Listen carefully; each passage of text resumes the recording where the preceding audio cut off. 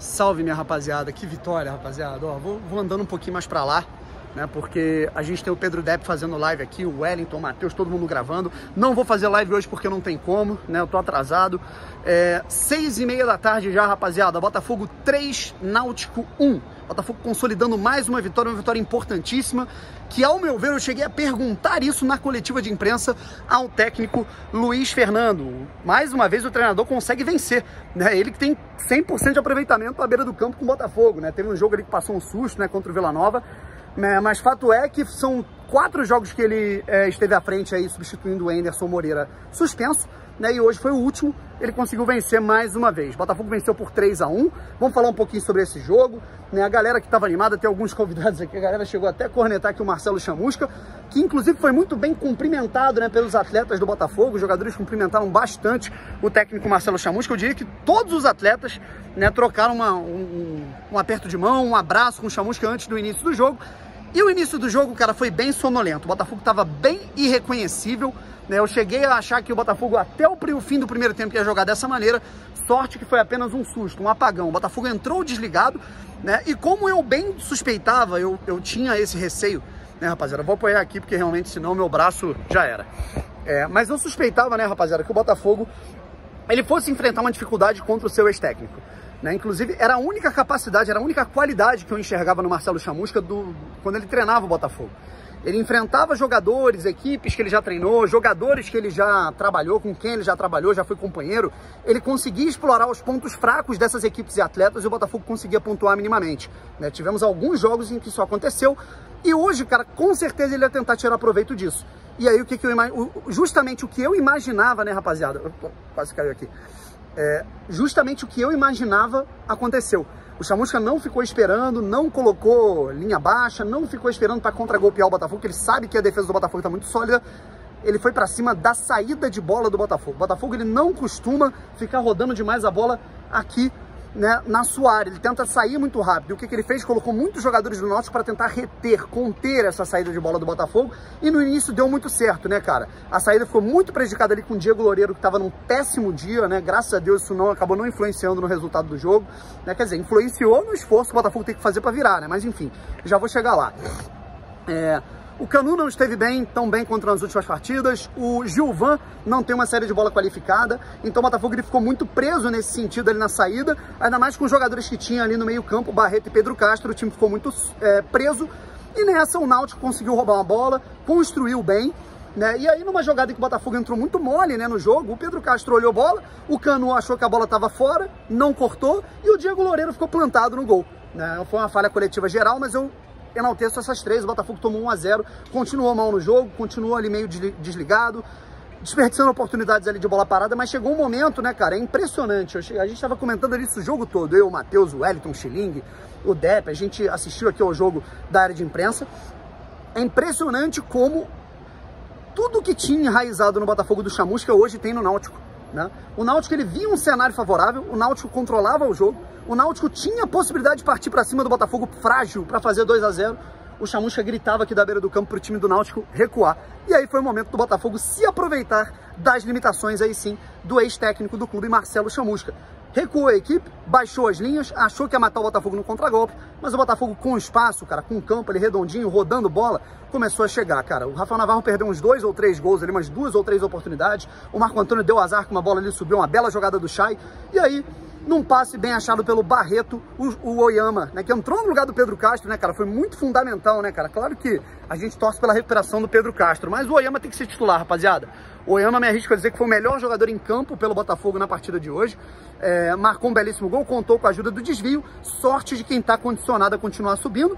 No intervalo, o Botafogo colocou o Diego Gonçalves no lugar do Varley. Até gostei da substituição, porque o Varley ele estava um pouco apagado na partida. Achei legal, né, para dar confiança, retomar ritmo de Diego Gonçalves, que até sentiu um pouco da parte física. O Botafogo continuou martelando, voltou com o mesmo ritmo que eu gostei muito, continuou encurralando o Náutico na parede, marcou o gol depois de ter perdido uma oportunidade, né, até uma oportunidade num lance que falaram de pênalti e tudo mais. O Chay chutou, o goleiro espalmou, o goleiro do Náutico também não estava num bom dia, assim como o nosso goleiro. né? E o Rafael Navarro fez 2-1. Botafogo, na minha opinião, poderia ter mantido o ritmo, mas tem muito da situação física, da carga física. Botafogo recuou um pouco, cedeu algumas oportunidades ali, cedeu terreno, né, pro Náutico de uma forma assim, até que eu vi como muito desnecessária, mas depois isso foi se explicando. O Botafogo ele não estava bem fisicamente hoje, tá? Essa pelo menos foi a minha interpretação. Os jogadores correram muito, natural, porque o Botafogo ele teve que correr atrás do resultado, porém, eu acho que vamos ter momentos que o Botafogo ele vai ter que correr atrás do resultado, ele vai ter que dar um gás a mais para virar um jogo. Foi a primeira partida que o Botafogo venceu de virada no Campeonato Brasileiro Série B. O Botafogo não tinha vencido ainda de virada na competição. A única virada que o Botafogo teve nessa temporada foi contra o Nova Iguaçu, lá em Bacaxá, que foi a estreia do Marco Antônio, né? De resto, o Botafogo nunca mais virou um jogo, né? E aí hoje isso aconteceu. O Botafogo, né, desperdiçava algumas oportunidades, né? Cediu, teve o Gilvan que saiu, né, com questão muscular, o Diego Gonçalves em determinado momento caiu no campo, né? O Botafogo perdeu alguns jogadores ali por questão de musculatura, né? Foram 3 hoje, e aí num contragolpe, num momento o time do Náutico também errava muito, desperdiçava muitas oportunidades. É um time que está muito limitado tecnicamente, muito fragilizado em relação àquele Náutico que a gente se acostumou a ver na partida diante do Botafogo no primeiro turno, né, que a gente se acostumou a ver nos primeiros 15 jogos do Campeonato Brasileiro, ganhando tudo, né, invicto, tudo mais. Mas aí, né, o Náutico está muito prejudicado, cara. Perdeu jogadores importantes como o Eric, como o Chiesa, o Caio Dantas, né? E aí a gente está vendo aí o que está acontecendo com o Náutico, né, cara? Um time que está muito fragilizado, depende muito de Jean Carlos. E quando ele está mal, o time decai. E o Jean Carlos fez um ótimo primeiro tempo, mas um péssimo segundo tempo, né? Perdendo muitas bolas importantes, oportunas. E aí o Botafogo consegue roubar uma belíssima bola com o Carlinhos. Acha o Diego Gonçalves, que já tinha desperdiçado uma oportunidade boa. É a única coisa que eu me irrito com o Diego Gonçalves, que ele é um cara que ele poderia simplificar muito mais o seu jogo. E ele dificulta, simplificou e entregou para o Navarro, que já tinha perdido uma outra oportunidade. Foi lá, fez o gol. Botafogo sacramentou o fim da partida. Mais um jogo que tivemos 8 minutos de acréscimo, né? Bizarro, né, cara? 8 minutos. Eu tava contando no meu relógio ali 6, né? Foram 2 a mais. Mas é o seguinte, cara, o Botafogo venceu. Isso que é o mais importante.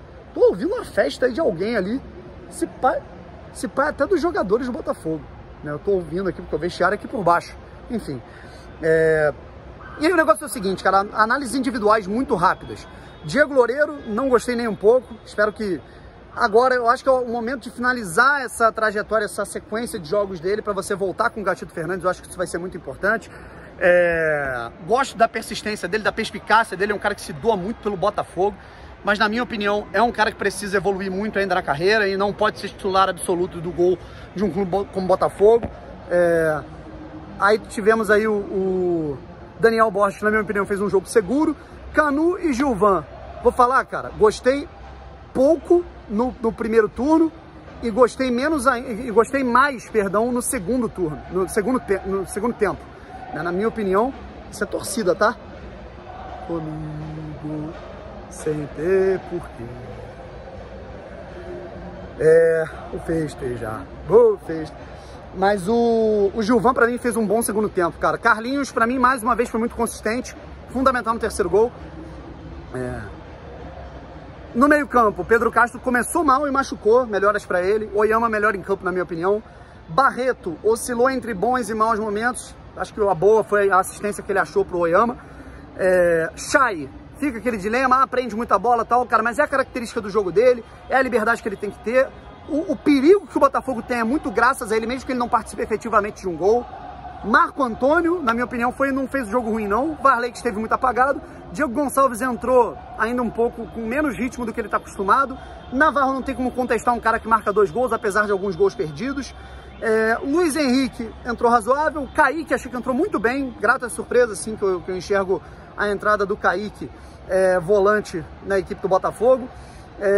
E o Lucas Mezenga, cara, gostei muito da entrada do Lucas Mezenga, gostei muito mesmo, né? Seguro, quando teve que tirar, né? Deu uma pegada ali em 2 jogadores da equipe do Náutico. Se o Botafogo tiver que ir para a partida contra o CSA com Canu e Lucas Mezenga, na boa, cara, eu tô satisfeito, eu tô tranquilo, né? Eu sinceramente acho que a gente tá seguro. Não sei se o Carlos vai conseguir se recuperar a tempo, não sei qual é dessa situação, dessa entorse, né? Vamos tentar averiguar, apurar a respeito. E o Gilvan tem essa situação aí. Rapaziada, o negócio é o seguinte, muito obrigado pelo carinho, pela audiência de todos. Seguimos, foi um jogo que o Botafogo tinha que vencer. O estádio Newton Santos está em festa, as ruas aqui ao lado, vocês estão conseguindo escutar, estão em festa. O Botafogo está mais do que embalado, né? E eu não vou ficar aqui de demagogia, cara. Não acabou, pés no chão. O Botafogo tem que ainda continuar concretizando a sua missão, mas fato é, o Botafogo não é mais um time que está brigando para entrar no G4. Não é mais um time que está brigando para se consolidar no G4. O Botafogo é uma equipe que está algumas rodadas no G4, assume a vice-liderança antes do jogo contra o Goiás, vamos ver se o Goiás vai vencer ou não, né? E aí, o Botafogo está muito mais próximo nesse momento de Goiás e Coritiba, dessa briga, né, pela ponta, do que propriamente pela briga da quarta, da quinta, da sexta colocação. O Botafogo abriu 6 pontos para o quinto colocado, o Guarani. Vamos seguindo, forte abraço, até contra o CSA, vamos ver o que vai dar. A missão está sendo concluída, rapaziada, mas tem que se concretizar. Bora!